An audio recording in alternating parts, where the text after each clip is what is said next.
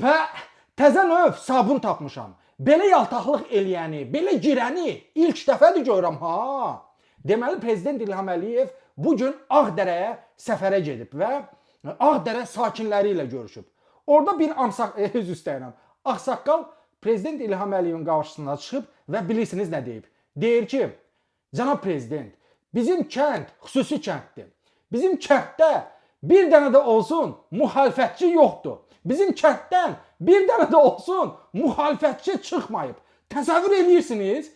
İlham Əliyevə deyir ki, bizim kənddə bir dənə də müxalifətçi yoxdur. Mən başa düşmürəm. Müxalifətçi olmaq bəyəm cinayətdir? Müxalifətçi olmaq bəyəm ayıbdır? Ay ağsaqqal, ay amsaqqal.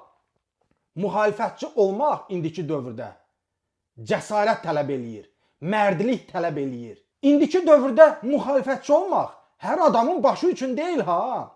Baxın görün bu ağsaqqal prezidentə necə yaltaqlıq eləyir, necə girənlik eləyir.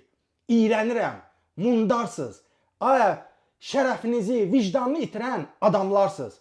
Baxın, hörmətli izləyicilər, bu ağsaqqala nə ürək sözləriniz varsa, şərhlərdə yazın gəlsin.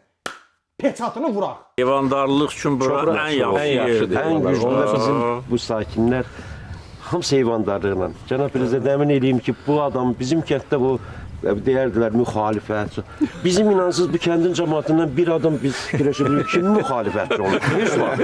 Hamı öz təsərrüfatı ilə dövlətin qulluğunda vallahi. İndi ola bilər belə o, amma inanmıram, görməmişik.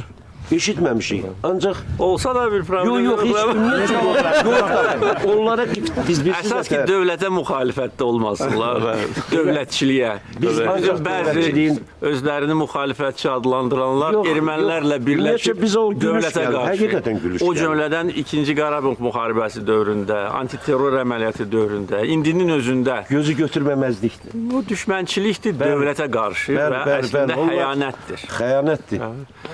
Ona görə burada yaxşı təsərrüfatlar qurulmalıdır. İndi bizim İqtisadiyyat Nazirlik xətti ilə kredit xətləri